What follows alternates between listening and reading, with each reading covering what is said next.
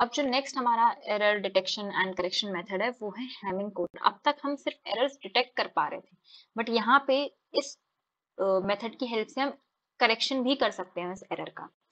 तो अब Hamming code में क्या होता है, फर्स्ट जो टर्म आता है वो है Hamming distance, and Hamming distance is just number of bits that differ in a given code. इसका क्या मतलब है, लेट्स से हमारे पास एक कोड है 10110010 and second we have 0011 0010 and जो थर्ड कोड है वो है हमारे पास 1011 0101।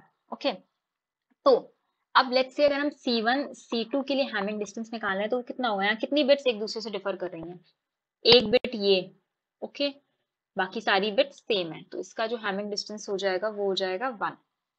अगर हम C2 C3 के लिए फाइंड करें तो इस कोड में जो हमारा हैमिंग डिस्टेंस है वो हो जाएगा ये और ये बिट डिफर कर रही है, ये बिट नहीं, ये बिट सेम है, ये बिट डिफर कर रही है, ये बिट ये बिट, तो यहाँ पे हमारा हैमिंग डिस्टेंस हो जाएगा 4। सिमिलरली अगर हम C1 C3 में निकालें तो यहाँ पे हमारा हैमिंग डिस्टेंस होगा, ये सारा कुछ सेम है, ये लास्ट की 3 बिट्स डिफर कर रही हैं, 3। अब ये आ गया हमारा हैमिंग डिस्टेंस। अब इससे एक और टर्म आता है मिनिमम हैमिंग डिस्टेंस, वो हम सिर्फ इस टर्म से ही समझ सकते हैं इसका क्या मतलब होगा। जो यहाँ पे मिनिमम वैल्यू होगी इन तीनों डिस्टेंस में से वो हो जाती है हमारी मिनिमम हैमिंग डिस्टेंस, एंड इसको हम डी मिन से डिनोट करते हैं, D min is equals to 1।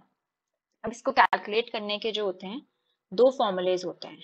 सबसे पहला D min is equals to S plus 1। अब ये एस क्या है, S is number of bits in error, and जो सेकंड फॉर्मूला है वो हो जाता है D min is equals to 2t plus 1, where t, अब यहाँ पे t क्या है, number of bits that can be corrected.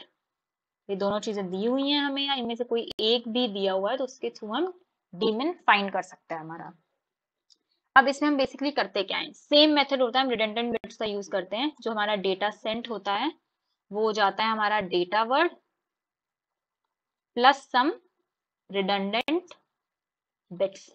अब हम फाइंड कैसे करते हैं कि रिडंडेंट बिट्स होंगी कौन सी, तो उसके लिए हम यूज करते हैं एक फॉर्मूले का which is 2 to the power r should be greater than m plus r plus 1, where m is number of bits in data, r जो हो जाती है हमारी हो जाती है नंबर ऑफ रिडंडेंट बिट्स।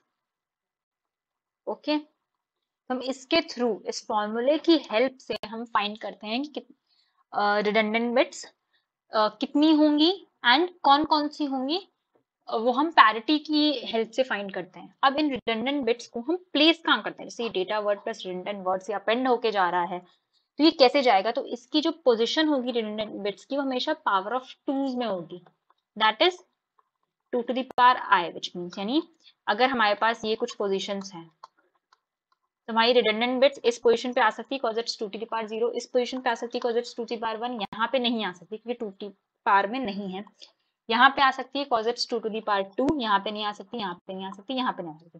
तो इस टाइप से पोजीशंस हमारी सेट होती हैं। ओके, एंड बाय डिफॉल्ट हम इवन पैरिटी यूज करते हैं। अब हम एक एग्जांपल के थ्रू समझेंगे कैसे इवन पैरिटी यूज हो रही है, कैसे हम प्लेस कर रहे हैं और कैसे हम रिडंडेंट बिट्स फाइंड कर रहे हैं। ओके, लेट्स से हमें डेटा वर्ड गिवन है 1011, तो यहाँ पे हमारा m की वैल्यू क्या हो गई, 4 हो गई। फॉर्मूला था 2 to the power n should be greater than equals to m plus r plus 1, which means 2 to the power r should be greater than r plus 5। तो इसको करेक्टली सेटिस्फाइड कौन सी वैल्यू कर रही है r की, r equals to 3, it is 8 and यहाँ भी 8 आ जाएगा, यानी कि हमारे कोड वर्ड जो हमारा जो कोड वर्ड एग्जैक्टली उसमें 3 बिट्स होंगे। ओके, अब इन 3 बिट्स को हम प्लेस कैसे करेंगे, तो लेट्स से अब हमारे पास टोटल कितनी बिट्स हो जाएंगी, हमारा जो मैसेज जाएगा रिसीवर के पास उसमें 4 + 3 7 बिट्स हो जाएंगे, यानी कि 1 2 3 4 5 6 7। इसे हम इधर से पोजीशन ऑब्वियसली देंगे 1 2 3 4 5 6 7। अब हमारा ये जो बिट्स होंगी रिडंडेंट बिट्स वो कहाँ पे प्लेस होंगे, data word first position it's multiple 2 to the power 0, तो हमारी फर्स्ट पैरिटी बिट जो होगी वो यहाँ पे प्लेस होगी। Second this is 2 to the power 1, यहाँ प्लेस होगी। यहाँ पे हमारा डेटा वर्ड आएगा, इसको हम D3 बोल देते हैं। यहाँ पे हमारी पैरिटी बिट 4 आएगी, यहाँ पे हमारा नेक्स्ट डेटा वर्ड आएगा, यहाँ पे नेक्स्ट डेटा वर्ड एंड यहाँ पे हमारा लास्ट डेटा वर्ड। अब ये हमने पोजीशंस तो सेट कर दी, अब इससे हम डिटरमाइन कैसे करेंगे। तो अगर हमें P1 डिटरमाइन करना है तो हम क्या करेंगे, P1 लिखेंगे, देन एक छोड़ के यानी ऑल्टरनेट बिट जो होती है लिखेंगे यहाँ पे। P1 के बाद हमने इसे छोड़ा, नेक्स्ट ऑल्टरनेट आई D3, इसके बाद आई D5 एंड D7, यानी कि P1 D3 D5 D7, हमें ये तीनों गिवन होंगे, इसके बेसिस पे हम ये पैरिटी को फाइंड करेंगे, तो यहाँ से हमें P1 मिल जाएगा। अगर हमें P2 निकालना है तो हम क्या करेंगे, will first take 2 at a time, यानी कि P2 D3 लिया पर हम 2 का गैप छोड़ेंगे, then will take D6 and D7, तो इसकी हेल्प से हमें P2 मिल जाएगा। अब आया P4 है तो हम 4 बिट्स को एक साथ लेंगे, देन हम 4 छोड़ेंगे, क्योंकि यहाँ पे 4 बिट्स एक साथ हैं, आगे कुछ और बिट्स नहीं है, तो this will be simply P4 D5 D6 and D7, तो इससे हम P4 निकालेंगे। अब जब ये आ जाएगा तो हम इसको P1 P2 P4 की वैल्यू रख के रिसीवर को भेज देंगे, एंड ये same procedure receiver like apply करेगा, the same procedure to find the parity bits, and उसके बाद वो देखेगा कि कोई एरर है या नहीं है, और या एरर करेक्शन कैसे करना है। तो हमें सिंपली अब यहाँ पे समझ में आ गया कि हम ये पैरिटी बिट्स जो हैं, जो रिडंडेंट बिट्स हैं, उन्हें कैसे फाइंड करेंगे। तो हम सीधे सीधे एक एग्जाम्पल लेते हैं हमारा, एंड उससे हम फाइंड करते हैं कि हमारी जो पूरा का पूरा ये कैसे हम इसको मतलब प्रोसीड करेंगे इस क्वेश्चन को सॉल्व करने के लिए। हम सेम एग्जाम्पल लेंगे, हमारा डेटा वर्ड जो है अभी भी 1011 रहेगा, एंड ये पोजीशंस 4 5 7 1, तो हमें ये P1 नहीं पता, ये P2 नहीं पता, एंड ये P4 नहीं पता, एंड जो यहाँ पे होगा हमारे डेटा की बिट्स आ जाएंगी विच आर 1 1 एंड 0 एंड 1।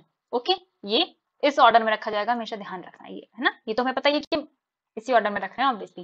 अब हम P1 कैलकुलेट करेंगे, तो हमारा P1 के साथ कौन सी बिट्स आएगी, एक छोड़ेंगे 1, नेक्स्ट हम एक और छोड़ेंगे which will be 1 again, and this will be 1 again, तो जो हमारा P1 आ जाएगा that will be equal to 1। Okay, next P2 calculate करने के लिए will take P2 and 1 together, then हम इन दोनों को छोड़ेंगे, विल राइट देन 0 एंड 1। यहाँ पे ऑलरेडी इवन पैरिटी है, इसलिए बोलते थे कि इवन पैरिटी यूज हो रही है, क्योंकि यहाँ पे हम पैरिटी यूज कर रहे हैं, ठीक है, ये 0 आया। नेक्स्ट वी हैव P4 के साथ हम ये चारों लेते हैं, तो मतलब ये तीनों लेंगे तो ये 1 0 1 आ जाएगा, हमारा P4 भी 0 आ जाएगा। तो जो हमें डेटा सेंड करना है हमारा वो क्या हो जाएगा, 1 0 P4 is also 0 0 1, P2 is also 0 1, तो ये हमारा डेटा रिसीव जो हम सेंडर ने सेंड कर दिया। अब लेट्स से कि जो रिसीवर के पास डेटा पहुंचा वो करप्ट हो गया। ओके, तो जो रिसीव्ड वर्ड आया वो हमारा आया 1 1 1 0 1 0 1। तो अब ये एरर को आइडेंटिफाई कैसे करेगा, ओके, कि एरर है या नहीं।